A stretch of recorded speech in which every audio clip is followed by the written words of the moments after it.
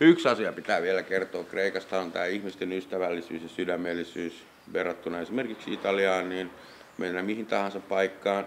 Tosin tietysti minun henkilökohtainen kielitaitoni saattaa jonkun verran vaikuttaa asiaan, että ystävällisyys on toisella tasolla, mutta myös satua ja muita kohtaan, niin ihmiset on yksinkertaisesti huomattavan sydämellisempiä kuin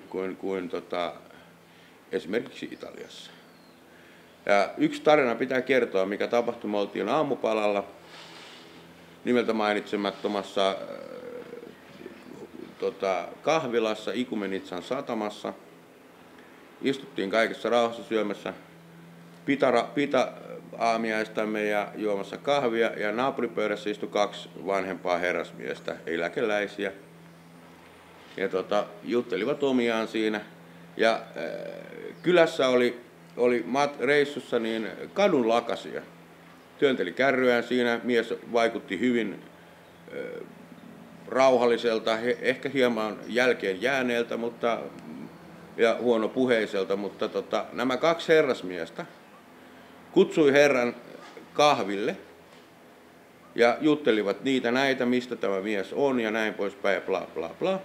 Ja kun herra poistui, tämä kadunlakasia poistui iloisena, sai ruokaa, pienen annoksen pitaa, kahvin ilmaiseksi näiltä herroilta, niin minä menin ja kysyin näiltä herroilta, että tunsitteko te tämän miehen etukäteen?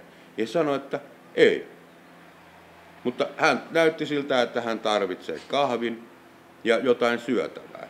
Pieni palkka ja kaikki tämmöisellä ystävällisyydellä. Ja meidän joukkue oli aivan suu auki, vedet silmissä katselemassa sitä tilannetta, varsinkin sen jälkeen kun kuultiin, että he ei tunteneet tätä miestä etukäteen. He vaan kutsuvat ja ajattelivat, että hän tekee tärkeää työtä vähällä palkalla ja tarvitsee hiukkaa apua.